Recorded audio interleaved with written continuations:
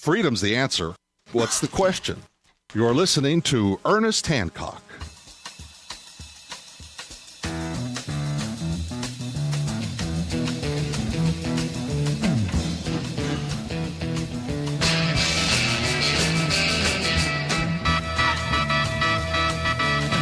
Oh, we're breaking on through to the other side. The other side. You know, I tell you what's on the other side.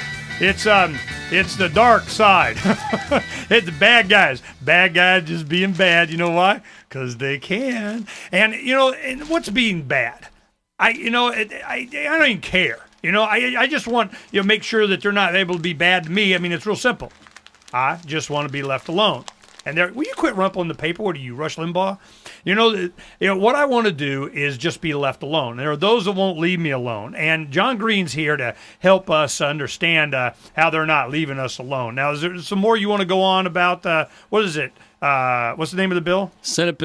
Arizona Senate Bill 1611. 1611, okay. Now, what are we looking at as the end result of this thing? It's all databases, everything, just more stuff to give to Homeland Security? Well, right. No, so now Arizona, although Arizona defeated Real ID, right, Arizona turned around under SB 1070 and then just gave the feds everything the feds were demanding under Real ID. We just handed it over to them. No, wait, stop. I want to get this on this Real ID thing. This was crap. Okay, let me tell you what's going on. Arizona introduced a bill and it said, oh, we vote in legislature. We don't want Real ID. We're not going to enact Real ID. Federal government, you're bad Real ID. So they did that, said, nope, we're not doing Real ID. And Governor Janet Napolitano, now head of the Gestapo Homeland Security here in America, signed it. Why would she do that? Of course she wanted to have Real ID. It's because they already had it. It was called the Western Hemisphere Travel Initiative that turned Arizona's enhanced driver's licenses, that turned Arizona's driver's license into a Western Hemisphere travel passporting kind of whatever the heck it was. And it had biometrics in it. Now, this was already part of Arizona law. They didn't need Real ID. It was BS from the beginning. And we knew it. And we covered it. And we said, look, man, they already got it. Who we kidding here? All right. You make it. All right, but what SB 1070 gave them that they didn't already have was a positive link between everybody's residence and all the other identifiers they had. So now with SB 1070 handing over all state license databases, repeat, all state license databases to Homeland Security, now they have a pretty much watertight system on identifiers for Arizona citizens. So the next step, once they have the identifiers, it's just like gun control, right? First you register, that's the identifiers, then they control them. So it's the same thing with your personal government ID. First they got to ID you, and they get all the identifiers that they need to implement their control scheme. And so the very next thing, which is what we see here in Senate Bill 1611, now that they have the identifiers, they got under SB 1070 and they completed their system, now they're going to control you, which means you can't do anything without prior clearance, prior permission, ID clearance, National ID InstaCheck from some government employee. And it says it right here. You can't operate a vehicle. You can't enroll a student. You can't get any sort of benefit. You can't get a vehicle title. You can't purchase a vehicle. You can't register a vehicle. You can't get any kind of license. And any authorized state agent or federal agent can determine you're an American citizen's immigration status. So that's just the beginning. That's just the excuse. Then it's going to, bank accounts already came in under Patriot Act's Rule 214. So in the name of immigration, they have been able to have every single individual's piece of paperwork they ever signed, put their name to, business they open, transaction, anything, is under the observation of Big Bubba. It was literally handed over to U.S. Department of Homeland Security by the state.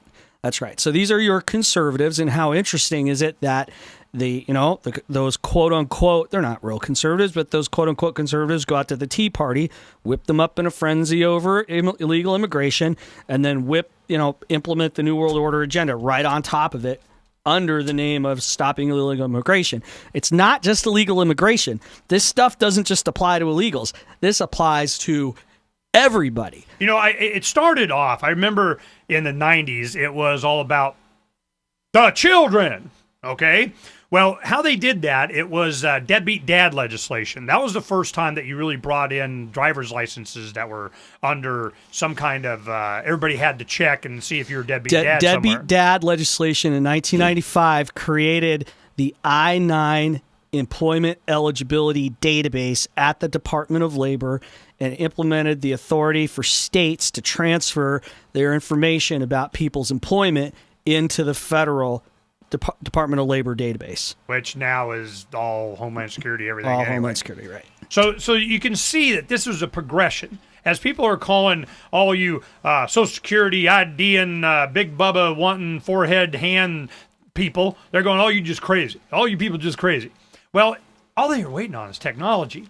Computer, technology, speed, memory storage, transmitting of data, giving you a unique identifier in the form of a chip that they can go ahead and just say, yep, that be the boy. And this links everybody, and to the point that they're going to take away cash. That's one of the big things. They don't like it, and us going to silver and gold and just kind of bartering or bypassing the system. Oh, heck no. Not allowed. Well, this legislation is just part, and I'll guarantee it's not just Arizona. Oh, it's coming in other states. Yeah, no, they don't do this in just one state. It's just the other Senate bills are creating multi-state compact agreements for tracking driver's license and registration and all this between states. So the point is that they're creating another layer of government through multi-state compacts. Arizona is driving this to exchange the same information with other states. Okay, I need to know. You know, I've done a lot of research on this, trying to find out, who's behind this, and to think that Russell Pierce is smart enough to, kind of conjure up all this. Not on a chance. Yeah, no, I know Russell, and he's not the head guy. But the thing, he may be the head figurehead. In fact, the people at FAIR.org, the fake immigration reform group, the people I spoke to there told me straight up that he didn't write any of this. And he claims he did. He's in the papers claiming he did. But that it was Chris Kobach from FAIR. Chris Kobach, now the Secretary of State of Kansas, was formerly an attorney for the U.S. Department of Homeland Security. Wow. Okay. All right. What I need to know is that FAIR is supported by what? What? I don't know. Well, what's their ideology? They claim to be against illegal immigration, but why?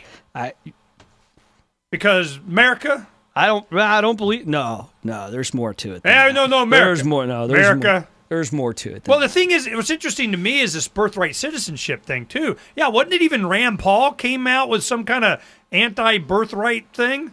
Well, there's ways to write it, and there's one of the bills from Arizona that's not totally objectionable how it's written about birthright citizenship, but there's another that requires insta-checks through Homeland Security to get a birth certificate.